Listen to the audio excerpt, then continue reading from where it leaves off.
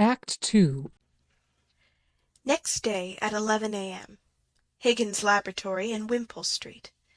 It is a room on the first floor, looking on the street, and was meant for the drawing-room. The double doors are in the middle of the back hall, and persons entering find in the corner to their right 2 tall file cabinets at right angles to one another against the walls. In this corner stands a flat writing-table, on which are a phonograph, a laryngoscope, a row of tiny organ-pipes with a bellows, a set of lamp-chimneys for singing flames with burners attached to a gas-plug in the wall by an india-rubber tube, several tuning-forks of different sizes, a life-size image of half a human head, showing in section the vocal organs, and a box containing a supply of wax cylinders for the phonograph. Further down the room on the same side is a fireplace, with a comfortable leather-covered easy-chair at the side of the hearth nearest the door, and a coal-scuttle. There is a clock on the mantelpiece. Between the fireplace and the phonograph-table is a stand for newspapers. On the other side of the central door, to the left of the visitor, is a cabinet of shallow drawers. On it is a telephone and the telephone directory. The corner beyond, and most of the side wall, is occupied by a grand piano, with the keyboard at the end furthest from the door, and a bench for the player extending the full length of the keyboard. On the piano is a dessert dish heaped with fruit and sweets, mostly chocolates. The middle of the room is clear. Besides the easy-chair, the piano-bench, and 2 chairs at the phonograph-table, there is one stray chair. It stands near the fireplace. On the walls, engravings, mostly Pyrenees and mezzotint portraits. No paintings. Pickering is seated at the table, putting down some cards and a tuning-fork which he has been using. Higgins is standing up near him, closing 2 or 3 file drawers which are hanging out. He appears in the morning light as a robust, vital, appetizing sort of man of 40 or thereabouts, dressed in a professional-looking black frock-coat, with a white linen collar and black silk tie.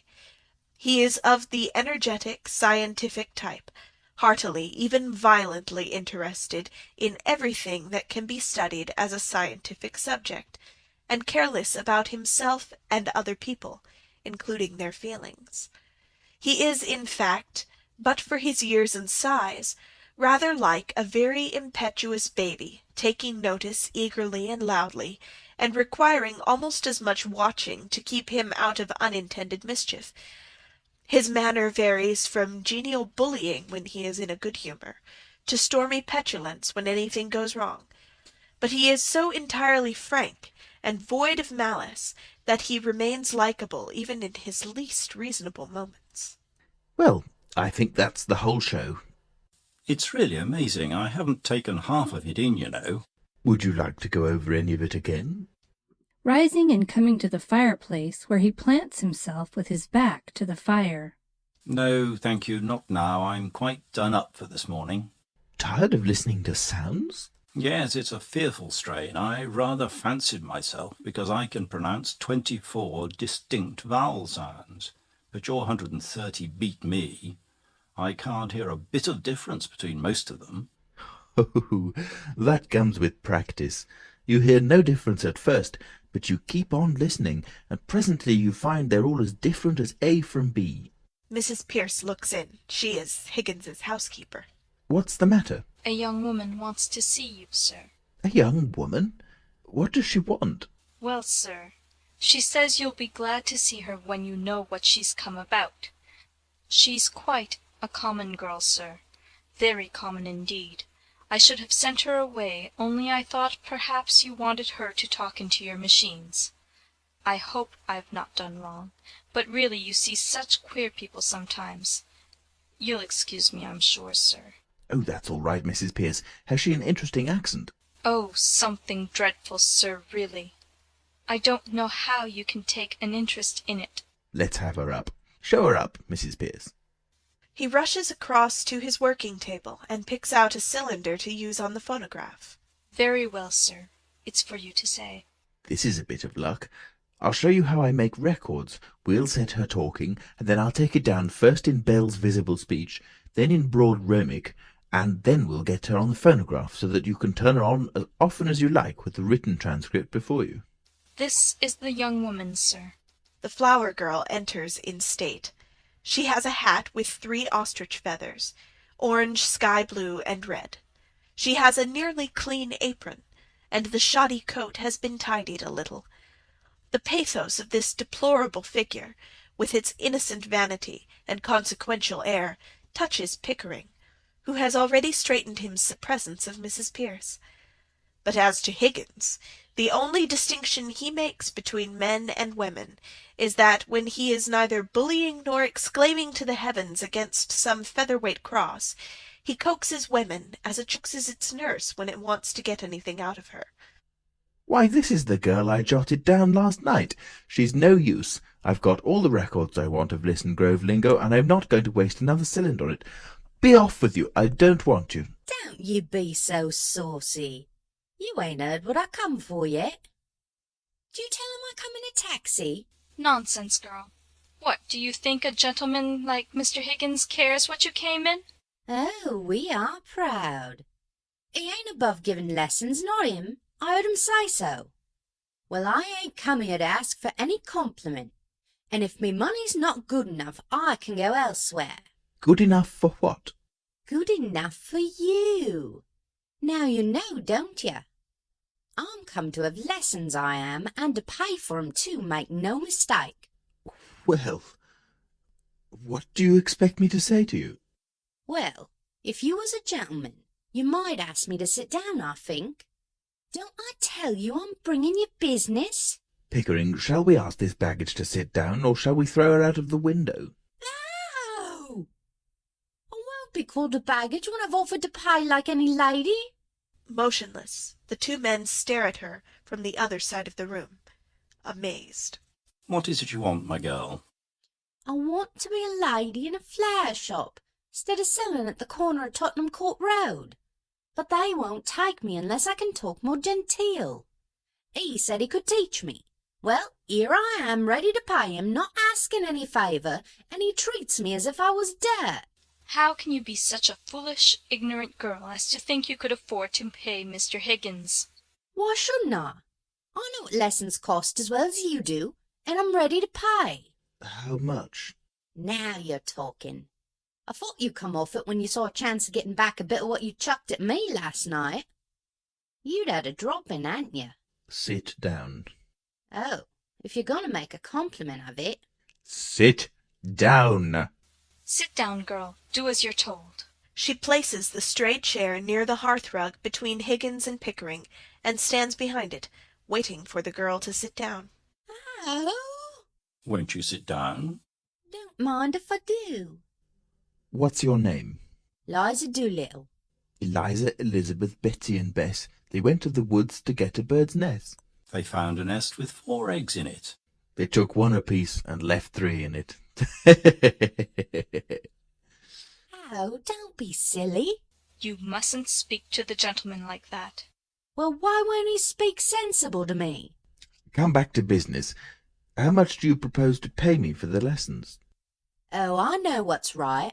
A lady friend of mine gets French lessons for 18p an hour from a real French gentleman. Well, you wouldn't have the face to ask me the same for teaching me my own language as you would for French, so I won't give more'n a shilling. Take it or leave it. You know, Pickering, if you consider a shilling not as a simple shilling but as a percentage of this girl's income, it works out as fully equivalent to 60 or 70 guineas from a millionaire. How so? Figure it out. A millionaire has about £150 a day. She earns about half a crown. Who told you I only... She offers me 2/5 of her day's income for a lesson. 2/5 of a millionaire's income for a day would be somewhere about £60. It's handsome. By George, it's enormous. It's the biggest offer I ever had. £60? What are you talking about? I never offered you £60. Where would I get... Hold your tongue. But I ain't got £60. Don't cry, you silly girl. Sit down. Nobody is going to touch your money. Somebody is going to touch you with a broomstick if you don't stop snivelling. Sit down. Oh, one would think he was my father. If I decide to teach you, I'll be worse than two fathers to you. Here. He offers her his silk handkerchief. What's this for? To wipe your eyes. To wipe any part of your face that feels moist. Remember, that's your handkerchief. And that's your sleeve. Don't mistake one for the other if you wish to become a lady in a shop. It's no use talking to her like that, Mr. Higgins. She doesn't understand you. Besides, you're quite wrong. She doesn't do it that way at all. He takes the handkerchief. Here, you give me that handkerchief. He give it to me, not to you. Ah, he did. I think it must be regarded as her property, Mrs. Pearce. Serve you right, Mr. Higgins. Higgins, I'm interested. What about the ambassador's garden party? I'll say you're the greatest teacher alive if you make that good. I'll bet you all the expenses of the experiment you can't do it, and I'll pay you for the lessons. Oh, you are real good. Thank you, Captain. It's almost irresistible. She's so deliciously low, so horribly dirty. How? I ain't dirty. I washed my face and hands afore I come, I did. You're certainly not going to turn her head with flattery, Higgins. Oh, don't say that, sir. There's more ways than one of turning a girl's head, and nobody can do it better than Mr. Higgins, though he may not always mean it. I do hope, sir, you won't encourage him to do anything foolish. What is life but a series of inspired follies? The difficulty is to find them to do. Never lose a chance. It doesn't come every day. I shall make a duchess of this draggle-tailed gutter-snipe. Oh! Yes, in 6 months. In 3, if she has a good ear and a quick tongue. I'll take her anywhere and pass her off as anything. We'll start today, now, this moment. Take her away and clean her, Mrs. Pearce. Monkey brand, if it won't come off any other way. Is there a good fire in the kitchen? Yes, but— Take all her clothes off and burn them. Ring up Whiteley or somebody for new ones. Wrap her up in brown paper till they come.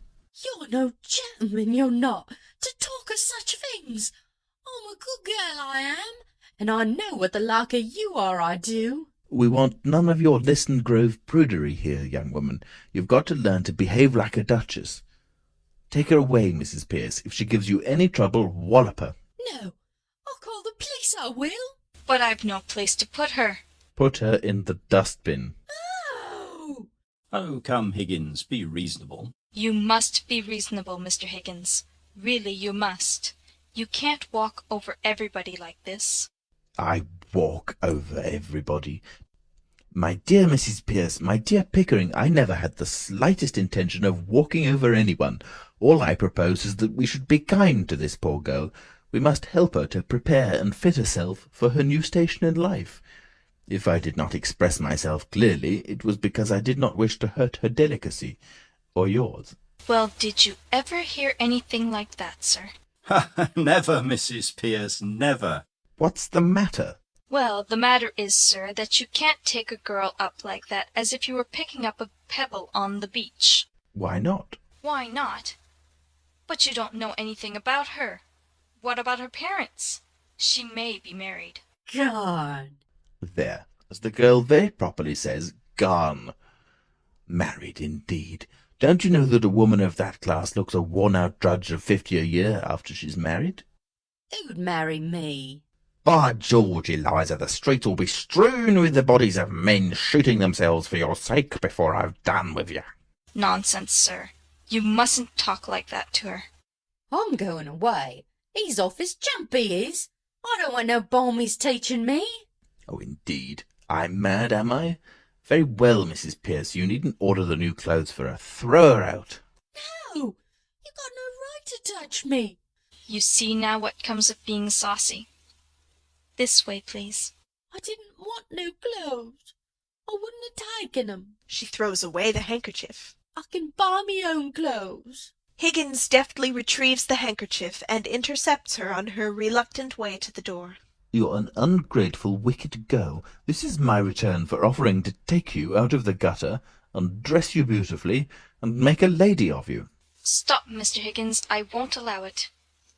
It's you that are wicked. Go home to your parents, girl, and tell them to take better care of you. I ain't got no parents. They told me I was big enough to earn me own living and turned me out. Where's your mother? I ain't got no mother.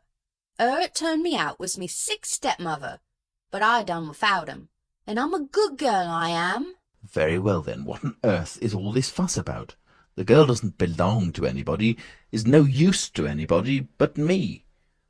You can adopt her, Mrs. Pearce. I'm sure a daughter would be a great amusement to you. Now don't make any more fuss. Take her downstairs But and... what's to become of her? Is she to be paid anything? Do be sensible, sir. Oh, pay her whatever is necessary. Put it in the housekeeping book. What on earth will she want with money? She'll have her food and her clothes. She'll only drink if you give her money. Oh, you are a brute.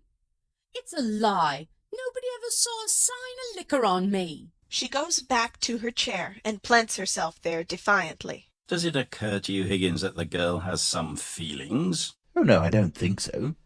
Not any feelings that we need bother about. Have you, Eliza? I got my feelings, same as anyone else. You see the difficulty? Eh? What difficulty?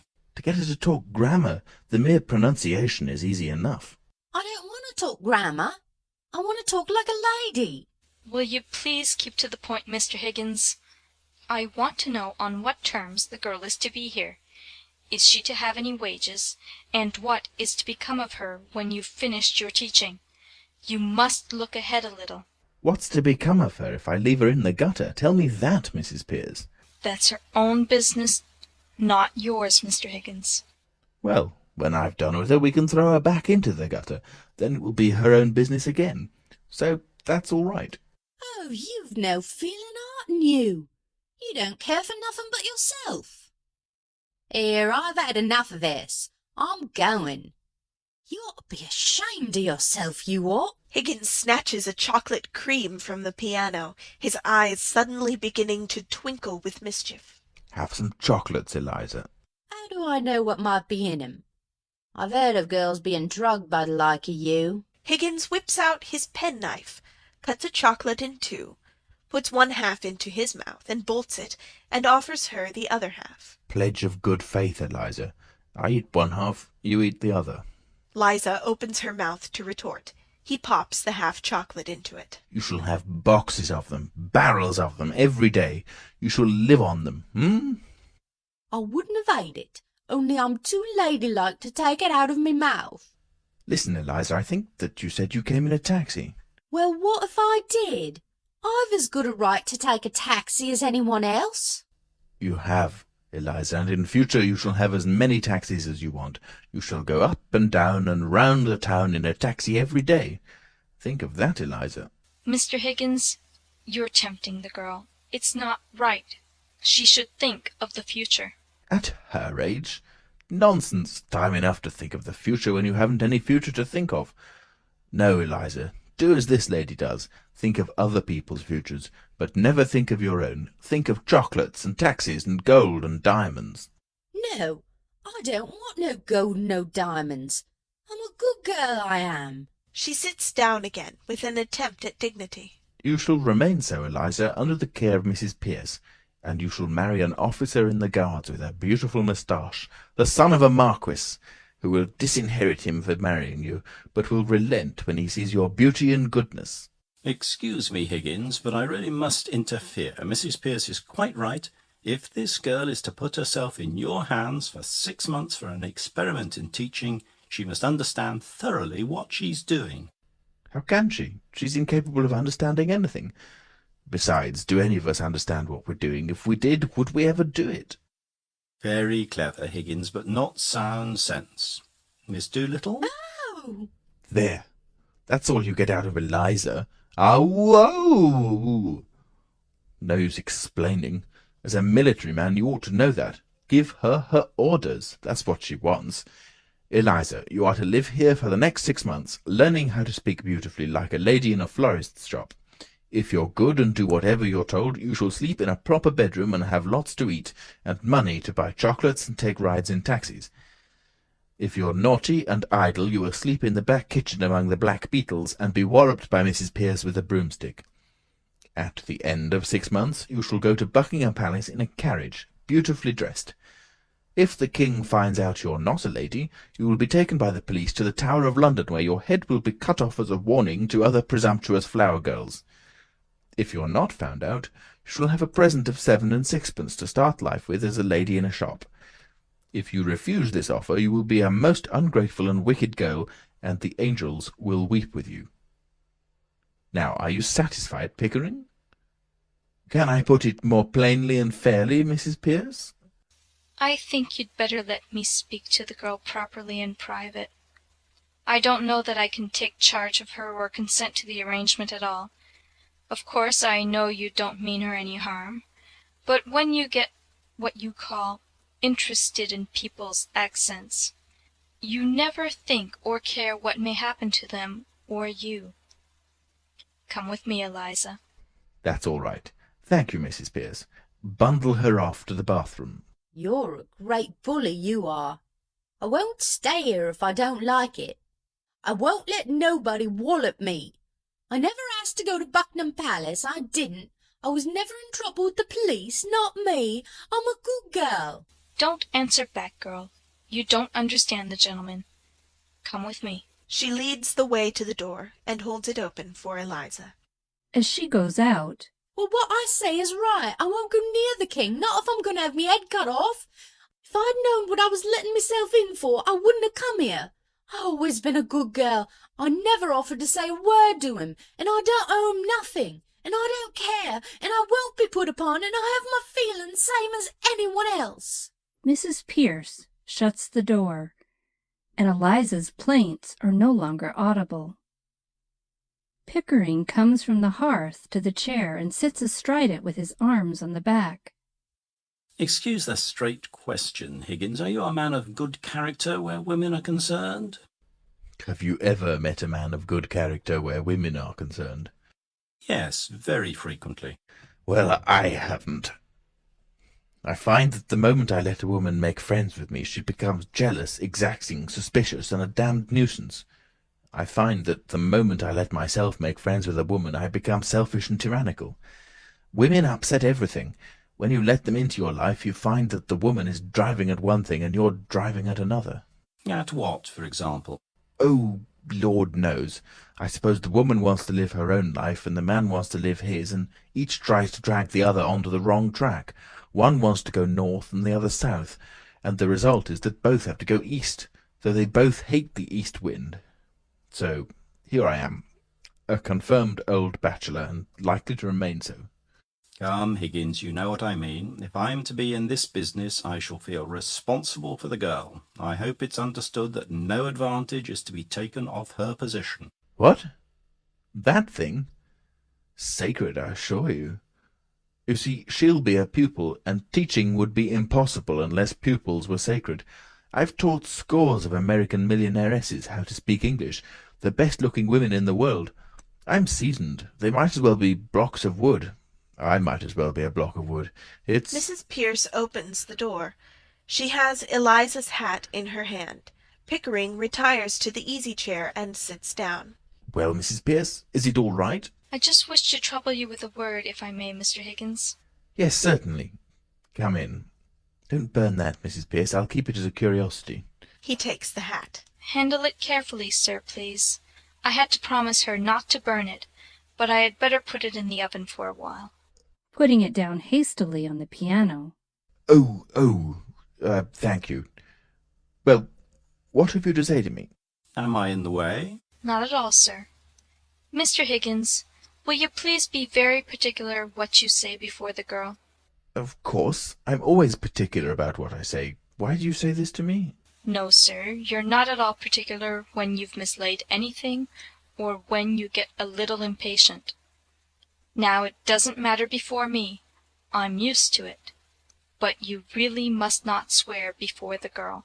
I swear? I never swear. I detest the habit. What the devil do you mean? That's what I mean, sir. You swear a great deal too much. I don't mind your damning and blasting and what the devil and where the devil and who the devil. Really, Mrs. Pierce, this language from your lips. But there is a certain word I must ask you not to use. The girl has just used it herself because the bath was too hot. It begins with the same letter as bath. She knows no better. She learnt it at her mother's knee. But she must not hear it from your lips. I cannot charge myself with having ever uttered it, Mrs. Pierce. She looks at him steadfastly.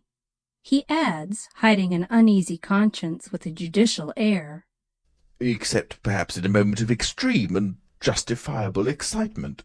Only this morning, sir, you applied it to your boots, to the butter, and to the brown bread. Oh, that. Mere alliteration, Mrs. Pierce, natural to a poet. Well, sir, whatever you choose to call it, I beg you not to let the girl hear you repeat it. Oh, very well, very well. Is that all? No, sir. We shall have to be very particular with this girl as to personal cleanliness. Certainly. Quite right. Most important. I mean not to be slovenly about her dress, or untidy in leaving things about. Just so. I intended to call your attention to that. It is these little things that matter, Pickering. Take care of the pence, and the pounds will take care of themselves, as is true of personal habits as of money. Yes, sir. Then might I ask you not to come to breakfast in your dressing-gown, or at any rate not to use it as a napkin to the extent you do, sir. And if you would be so good as to not eat everything off the same plate, and to remember not to put the porridge saucepan out of your hand on the clean tablecloth, it would be a better example to the girl. You know you nearly choked yourself with a fish-bone in the jam only last week. I may do these things sometimes, in absence of mind, but surely I don't do them habitually. By the way, my dressing-gown smells most damnably of benzine. No doubt it does, Mr. Higgins. But if you will wipe your fingers— Oh, very well, very well. I'll wipe them in my hair in future. I hope you're not offended, Mr. Higgins. Not at all, not at all. You're quite right, Mrs. Pierce. I shall be particularly careful before the girl. Is that all? No, sir. Might she use some of those Japanese dresses you brought from abroad? I really can't put her back into her old things. Certainly. Anything you like. Is that all? Thank you, sir. That's all. she goes out. You know, Pickering, that woman has the most extraordinary ideas about me. Here I am, a shy, diffident sort of man. I've never been able to feel really grown-up and tremendous like other chaps. And yet she's firmly persuaded that I'm an arbitrary, overbearing, bossing kind of person. I can't account for it. Mrs. Pierce returns. If you please, sir, the trouble's beginning already. There's a dustman downstairs, Alfred Doolittle, wants to see you. He says you have his daughter here. Phew, I say. Send the blackguard up. Oh, very well, sir. He may not be a blackguard, Higgins. Nonsense, of course he's a blackguard. Whether he is or not, I'm afraid we shall have some trouble with him. Oh, no, I think not. If there's any trouble, he shall have it with me, not I with him. And we are sure to get something interesting out of him. About the girl? No, I mean his dialect. Oh. Doolittle, sir. She admits Doolittle and retires. Alfred Doolittle is an elderly but vigorous dustman, clad in the costume of his profession, including a hat with a back brim covering his neck and shoulders. He has well-marked and rather interesting features, and seems equally free from fear and conscience. He has a remarkably expressive voice, the result of a habit of giving vent to his feelings without reserve. His present pose is that of wounded honour and stern resolution. Professor Higgins? Here, good morning. Sit down. Morning, Governor. I come about a very serious matter, Governor. Brought up in Hounslow. Mother Welsh, I should think. What do you want, Doolittle? I want me daughter. That's what I want. See? Of course you do. You're her father, aren't you? You don't suppose anybody else wants her, do you? I'm glad to see you have some spark of family feeling left. She's upstairs. Take her away at once. What? Take her away? Do you suppose I'm going to keep your daughter for you? Now, look here, governor. Is this reasonable? Is it fair to take advantage of a man like this? The girl belongs to me. You got her. Now, where do I come in? Your daughter had the audacity to come to my house and ask her how to teach her how to speak properly, so that she could get a place in a flower shop. This gentleman and my housekeeper have been here all the time.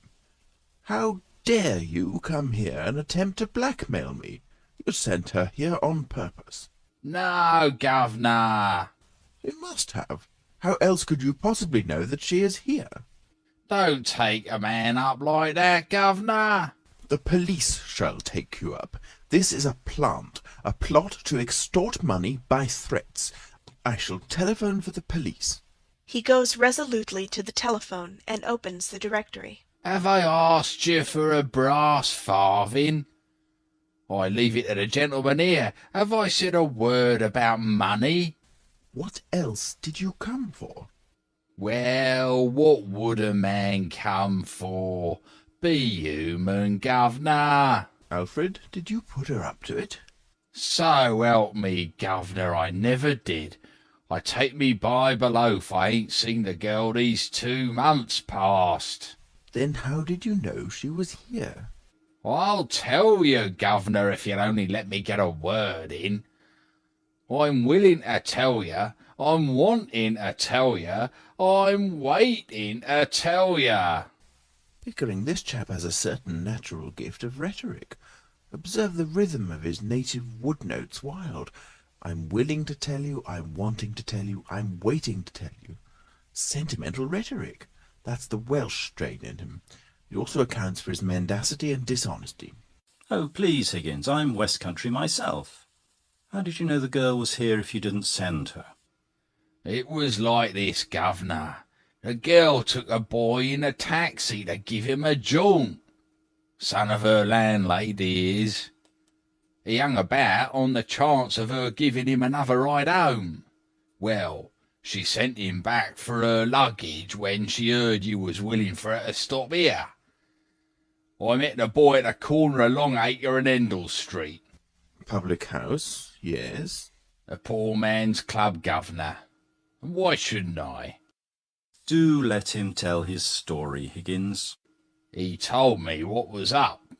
And I ask you, what was my feelings and my duty as a father?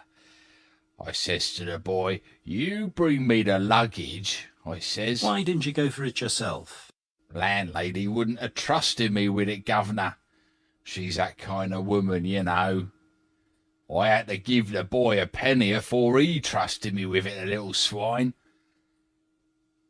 I brought it to her just to oblige you, like, and make myself agreeable, that's all. How much luggage? Musical instrument, governor. Few pictures, trifle of jewellery, and a bird cage. She said she didn't want no clothes. What was I to think from that, governor? I ask you, as a parent, what was I to think? So you came to rescue her from worse than death, eh? Just so, governor. That's right. But why did you bring her luggage if you intended to take her away? Have I said a word about taking her away? Have I now? You're going to take her away, double quick. He crosses to the hearth and rings the bell. No, governor, don't say that. I'm not the man to stand in me girl's light. Here's a career opening for her, as you might say, and... Mrs. Pearce opens the door and awaits orders. Mrs. Pearce, this is Eliza's father. He has come to take her away. Give her to him. No, this is a misunderstanding. Listen here. He can't take her away, Mr. Higgins. How can he? You told me to burn her clothes. That's right. I can't carry the girl through the streets like a blooming monkey, can I? I put it to you. You have put it to me that you want your daughter. Take your daughter. If she has no clothes, go out and buy her some. Where's the clothes she coming? Did I burn 'em or did your missus here? I am the housekeeper, if you please. I have sent for some clothes for your girl. When they come you can take her away. You can wait in the kitchen. This way, please." Doolittle, much troubled, accompanies her to the door, then hesitates, finally turns confidentially to Higgins. "Listen here, governor. You and me's men of the world, ain't we?" Oh, men of the world, are we? You'd better go, Mrs. Pearce. "I think so, indeed, sir."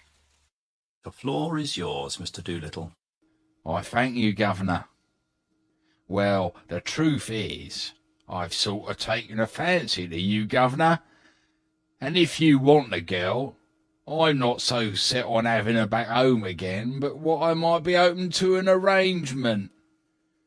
Regarded in the light of a young woman, she's a fine, handsome girl.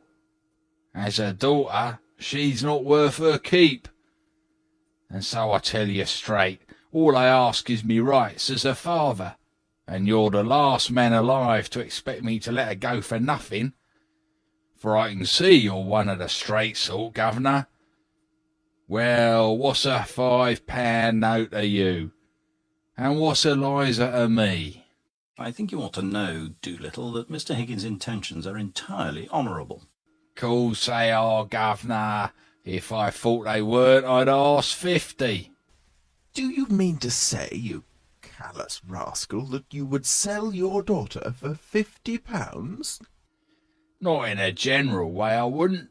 But to oblige a gentleman like you, I'd do a good deal, I do assure you." Have you no morals, man? "Can't afford 'em, governor. Neither could you if you was as poor as me. Not that I mean any harm, you know, but if Liza is going to have a bit out of this, why not me too?" I don't know what to do, Pickering. There can be no question that as a matter of morals it's a positive crime to give this chap a farthing, and yet I feel a sort of rough justice in his claim. "That's it, governor, that's all I say. A father's art, as it were." Well, I know the feeling, but really it seems hardly right. "Don't say that, governor. Don't look at it that way. What am I, governors both? I ask you, what am I? I'm one of the undeserving poor, that's what I am. Think of what that means to a man. It means he's up against middle-class morality all the time. If there's anything going and I put in for a bit of it, it's always the same story. You're undeserving, so you can't have it. But my needs is as great as the most deserving widows that ever got money out of 6 different charities in 1 week for the death of the same husband. I don't need less than a deserving man, I need more. I don't eat less hearty than him, and I drink a lot more. I want a bit of amusement, 'cause I'm a thinking man. I want cheerfulness and a song and a band when I feel low. Well, they charge me just the same for everything as they charge the deserving. What is middle-class morality, eh? Just an excuse for never giving me anything. Therefore, I ask you, as 2 gentlemen, not to play that game on me. I'm playing straight with you. I ain't pretending to be deserving. I'm undeserving, and I mean to go on being undeserving. I like it, and that's the truth. Will you take advantage of a man's nature to do him out of the price of his own daughter, what he's brought up and fed and clothed by the sweat of his brow until she's growed big enough to be interesting to you gentlemen? Is £5 unreasonable? I put it to you, and I leave it to you." Pickering, if we were to take this man in hand for 3 months, he could choose between a seat in the cabinet and a popular pulpit in Wales. What do you say to that, Doolittle? "Not me, governor, thank you kindly. I've heard all the preachers and all the prime ministers, for I'm a thinking man, and game for politics or religion or social reform, same as all the other amusements. And I tell you, it's a dog's life any way you look at it. Undeserving poverty, that's my line. taking one station in society with another, it's the only one that has any ginger in it to my taste. I suppose we must give him a fiver. He'll make a bad use of it, I'm afraid. Not me, governor, so help me I won't. Don't you be afraid that I'll save it and spare it and live idle on it. There won't be a penny of it left by Monday. I'll have to go to work same as if I'd never had it. It won't pauperise me, you bet. Just one good spree for myself and the missus, giving pleasure to ourselves and employment to others, and satisfaction to you to think it's not been throwed away. You couldn't spend it better. This is irresistible. Let's give him 10. He offers 2 notes to the dustman. No, governor, she wouldn't have the heart to spend 10. And perhaps I shouldn't either. £10 is a lot of money. It makes a man feel prudent like. And then goodbye to happiness. You give me what I asked for, governor. Not a penny more and not a penny less. Why don't you marry that missus of yours? I rather draw the line at encouraging that sort of immorality. Tell her so, governor, tell her so. I'm willing. It's me that suffers by it. I've got no hold on her. I got to be reasonable to her. I got to give her presents. I got to buy her clothes, something sinful. I'm a slave to that woman, governor, just because I ain't her lawful husband. And she knows it too. Catch her marrying me. Huh. Take my advice, governor. Marry Eliza while she's young and don't know no better. If you don't, you'll be sorry for it after. If you do, she'll be sorry for it after. But better you than her, 'cause you're a man, and she's only a woman and don't know how to be happy anyhow. Pickering, if we listen to this man another minute, we shall have no convictions left.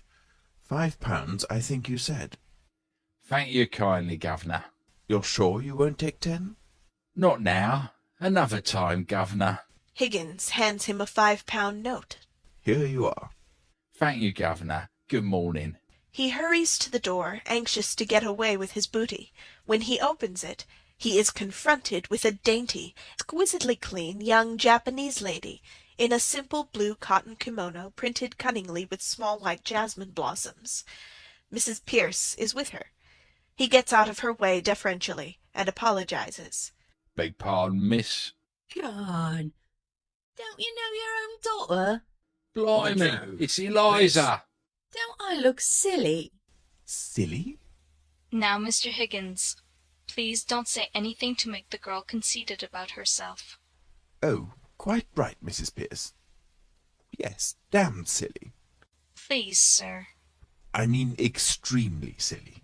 I should look all right with me hat on. She takes up her hat, puts it on, and walks across the room to the fireplace with a fashionable air. A new fashion, by George, and it ought to look horrible. Well, I never thought she'd clean up as good-looking as that, governor. She's a credit to me, ain't she? I tell you, it's easy to clean up here. Hot and cold water on tap, just as much as you like, there is. Woolly towels there is, and a towel horse so hot it burns your fingers. Soft brushes to scrub yourself, and a wooden bowl of soap smelling like primroses. Now I know why ladies is so clean. Washing's a treat for 'em. Wish they saw what it is for the like of me. I'm glad the bathroom met with your approval. It didn't, not all of it. And I don't care who hears me say it. Mrs. Pierce knows. What was wrong, Mrs. Pierce? Oh, nothing, sir. It doesn't matter. I had a good mind to break it. I didn't know which way to look, but I hung a towel over it, I did. Over what? Over the looking-glass, sir. Doolittle, you've brought your daughter up too strictly. Me? I never brought her up at all, except to give her a lick of her strap now and again. Don't put it on me, governor. She ain't accustomed to it, you see, that's all. But she'll soon pick up your free and easy ways. I'm a good girl, I am, and I won't pick up no free and easy ways. Eliza, if you say again that you're a good girl, your father shall take you home. Not him. You don't know me father. All he come here for was to touch you for some money to get drunk on. Well, what else would I want money for? To put it in the plate at church, I suppose. She puts out her tongue at him.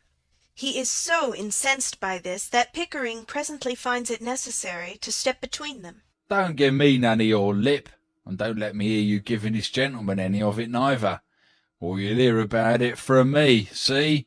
Have you any further advice to give her before you go, Doolittle? Your blessing, for instance? Nah, governor, I ain't such a mug as to put up my children to all I know myself. Hard enough to hold 'em in without that. If you want Eliza's mind improved, governor, you do it yourself with a strap. So long, gentlemen. Stop. You'll come regularly to see your daughter. It's your duty, you know. My brother is a clergyman, and he could help you in your talks with her. Certainly. I'll come, governor. Not just this week, 'cause I got a job at a distance. But later on, you may depend on me. Afternoon, gentlemen. Afternoon, ma'am. He takes off his hat to Mrs. Pearce, who disdains the salutation and goes out. He winks at Higgins, thinking him probably a fellow-sufferer from Mrs. Pearce's difficult disposition, and follows her. Don't you believe the old liar. He'd as soon you set a bulldog on him as a clergyman. You won't see him again in a hurry. I don't want to, Eliza. Do you? Nor me. I don't want never to see him again, I don't. He's a disgrace to me, he is, collecting dust instead of working at his trade. What is his trade, Eliza? Taking money out of other people's pockets into his own. His proper trade's a navvy, and he works at it sometimes too, for exercise, and earns good money at it. Ain't you going to call me Miss Doolittle any more? I beg your pardon, Miss Doolittle. It was a slip of the tongue. Oh, I don't mind. Only it sounded so genteel. I should just like to take a taxi to the corner of Tottenham Court Road and get out there and tell it to wait for me, just to put the girls in their place a bit.